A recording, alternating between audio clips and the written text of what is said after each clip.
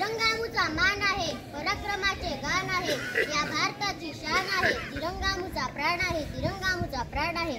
नमस्कार, मी धनश्री रोहिदास पाटील. सूर्याच्या तेजाप्रमाणे चमकणारे माझे गुरुजन वर्ग व चांदण्याप्रमाणे चमकणाऱ्या माझ्या बंधू भगिनींनो, तुम्हा सर्वांना स्वातंत्र्य दिनाच्या हार्दिक हार्दिक शुभेच्छा.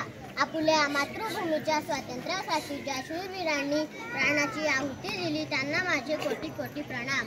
अशाच एका शूरवीरांचे उदाहरण म्हणजे भगतसिंह. खून से लखपत माटी दे दिमाग भगत का घुमा था, खून से लखपत माटी दे दिमाग भगत का घुमा था, निर्दोषों के खून से सनी माटी को भगतसिंह ने चुमा था, माटी को भगतसिंह ने चुमा था. भगतसिंह यांचा जन्म 28 सप्टेंबर 1907 रोजी पंजाबच्या लायलपूर जिल्ह्यातील बंगा या गावी झाला. त्यांच्या वडिलांचे नाव सरदार किशनसिंह व आईचे नाव विद्यावती होते असे म्हणतात.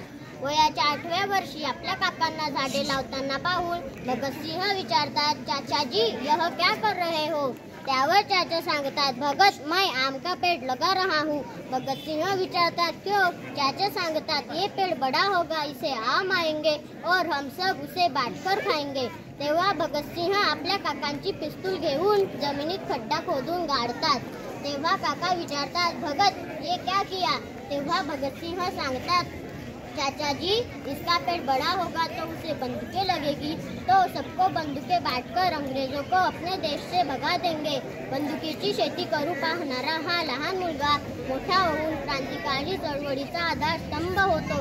भगतसिंह, सुखदेव व राजगुरू 23 मार्च 1931 रोजी देशाच्या स्वातंत्र्यासाठी शहीद होतात.